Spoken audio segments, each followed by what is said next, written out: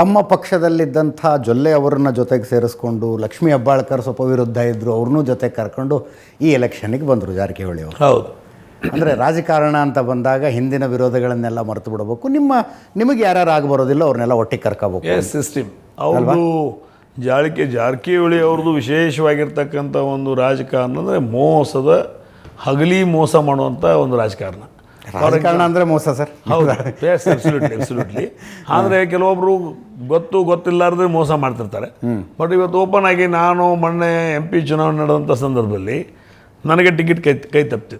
ಹೌದು, ಕೈ ತಪ್ಪಿದಂಥ ಸಂದರ್ಭದಲ್ಲಿ ಅಣ್ಣಾ ಸಾಹೇಬ್ ಜೊಲ್ಲೆ ಅವ್ರಿಗೆ ಸಿಕ್ತು. ಅವಾಗ ನಾನು ಮಾನಸಿಕವಾಗಿ ಒಂದು ಸ್ವಲ್ಪ ಕೂಗಿದೆ. ಯಾಕಂದರೆ ಎಲ್ಲ ಸರ್ವೆ ರಿಪೋರ್ಟ್ಗಳಲ್ಲಿ ಇವತ್ತು ದಿವಸ ರಮೇಶ್ ಕತ್ತಿಕೋಟೆ ಸರಿ ಆಗುತ್ತದೆ ಅನ್ನೋಂಥ ಸರ್ವೆ ರಿಪೋರ್ಟ್ಸ್ ಹೋಗಿದ್ದು ಹೈಕಮಾಂಡ್ಗೆ. ಓಕೆ, ಆದರೂ ಸಹಿತ ನನ್ನ ಕಡೆಗಣನೆ ಮಾಡಿ ಅವ್ರಿಗೆ ಕೊಟ್ಟರು ಅನ್ನೋಂಥ ನೋವಿನ ಭಾವನೆ ಇವತ್ತು ಬೆಳಗಾವಿ ನಮ್ಮ ಚಿಕ್ಕೋಡಿ ಲೋಕಸಭಾ ಮತಕ್ಷೇತ್ರದಲ್ಲಿ ಇತ್ತು. ಕಳೆದ ಒಂದು ನೀವು ಅದಕ್ಕೆ ಅವ್ರ ವಿರುದ್ಧ ಮಾಡಿದ್ರಿ? ವಿರುದ್ಧ ಮಾಡಲಿಲ್ಲ ನಾನು.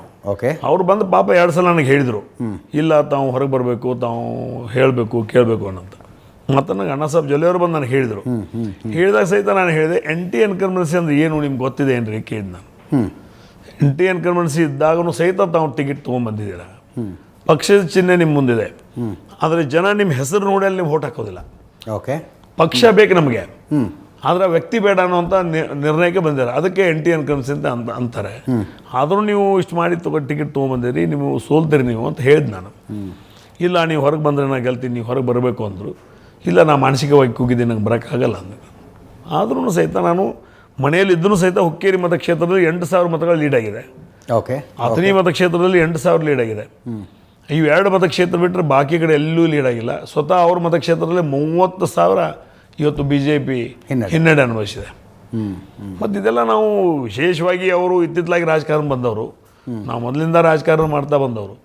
ಈಗ ಫಾರ್ ಎಕ್ಸಾಂಪಲ್ ನಮ್ಮ ಬಾಂಬೆ ಗೌರ್ಮೆಂಟ್ ಇದ್ದಾಗ ನಮ್ಮ ಅಜ್ಜ ಈ deputy speaker of Bombay government, ನಮ್ಮ ಅಜ್ಜಿ is member of parliament from Haveri constituency in 1934. Okay, 1934.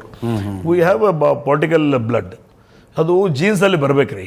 ಜೀನ್ಸಲ್ಲಿ ಬಂದಾಗ ಮಾತ್ರ ರಾಜಕಾರಣ ತಾವು ಮಾಡ್ಬೋದು. ಅಲ್ಲಿ ನೀವು ಜೀನ್ಸಲ್ಲಿ ಬರ್ಬೇಕಂದ್ರೆ ಹೊಸಬ್ರು ಯಾರು ಬರಲೇಬಾರ್ದು ಅಂತ. ಬರಲೇಬಾರ್ದು ಅಂತಲ್ಲ, ಚಿಂತನೆಗಳನ್ನ ಇಟ್ಕೊಂಡು ಬಂದರೆ ಸಮಾಜಮುಖಿಯಾಗಿರ್ತಕ್ಕಂಥ, ಸಮಾಜ ಪರವಾಗಿರ್ತಕ್ಕಂಥ ಚಿಂತನೆಗಳು ಇಟ್ಕೊಂಡು ಬಂದರೆ ಜನನೇ ನಿಮ್ಮನ್ನು ರಾಜಕಾರಣಕ್ಕೆ ತರ್ತಾರೆ. ನೀವು ಬೇಡ ಅಂದ್ರೂ ತಂದು ನಿಮ್ಮ ನಿಲ್ಲಿಸಿ ಗೆಲ್ಲಿಸುವಂಥ ಕೆಲಸ ಮಾಡ್ತಾರೆ. ಜನರು ಅಷ್ಟು ಪ್ರಜ್ಞಾವಂತರು ಇದ್ದಾರೆ. ಫಾರ್ ಎಕ್ಸಾಂಪಲ್ ಇವತ್ತು ನಮ್ಮ ಮಣ್ಣಿನ ಚುನಾವಣೆ ಆಯಿತು. ಈಗ ಜನ ಇವತ್ತು ರೊಕ್ಕ ಹೆಂಡ ದಬ್ಬಾಳಿಕೆಗೆ ಮಣಿಬೋದಾಗಿತ್ತು, ಅದರ ಮಣಿಲಿಲ್ಲ. ಸ್ವಾಭಿಮಾನ, 50 ವರ್ಷಗಳ ನಾವು ಸಂಬಂಧ, ನಮಗೇನೂ ತೊಂದರೆ ಮಾಡಿಲ್ಲ, ನಮ್ಮನ್ನೆಲ್ಲ ನೋಡ್ಕೊಂಡು ಬಂದಿದ್ದಾನೆ ಅನ್ನೋಂಥ ಮಾತಕ್ಕೆ ಕತ್ತಿ ಕುಟುಂಬನ ನಂಬಿ ಇವತ್ತು ಮತದಾನ ಮಾಡಿದರು. ಅಲ್ಲಿ ಇವತ್ತು ಹಣ ಕೆಲಸ ಮಾಡಲಿಲ್ಲ, ದಬ್ಬಾಳಿಕೆ ಕೆಲಸ ಮಾಡಲಿಲ್ಲ, ಗುಂಡಾಗಿರಿ ಕೆಲಸ ಮಾಡಲಿಲ್ಲ. ಪೊಲೀಸ್ ಡಿಪಾರ್ಟ್ಮೆಂಟ್ ಫುಲ್ ಗೌರ್ಮೆಂಟ್ ಅವ್ರದ್ದೇ ಇದೆ.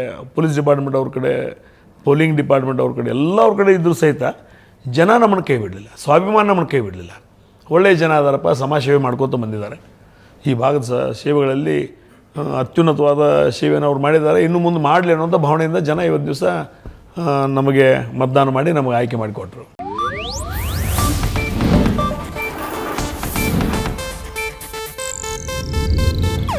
ಇದು ಏಷ್ಯಾನೆಟ್ ನ್ಯೂಸ್ ನೆಟ್ವರ್ಕ್ ಪ್ರಸ್ತುತಿ.